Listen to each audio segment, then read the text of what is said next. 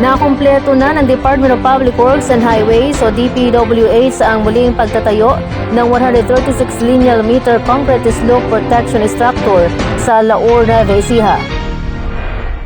Ang 15.01 million pesos na project na matatagpuan sa kabaan ng junction, ang Tablang-Gabaldon Road ay pinondohan sa ilalim ng 2023 National Budget. Ipiliwanag ni DPWH Nueva Ecija 2nd District Engineer Elpidio Trinidad na ang istruktura ay isang single scope parapet wall na may steel sheet pile foundations. Ang kalsada na may estratehikong lugar sa tabi ng Pampanga River ay naharap sa mas prone sa pagguho dahil malapit ito sa daluyan ng tubig.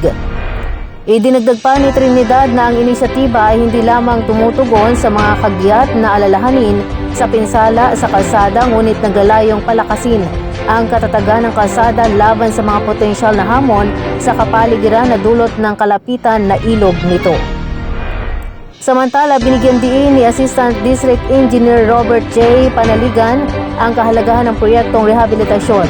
Aniya, ang secondary road ay nagsisilbing mahalagang daanan para sa mga manlalakbay mula sa lungsod ng Palayan at mga munisipalidad ng Laur at Gabaldon sa Nueva Ecija, maging ang Dingalan, Aurora.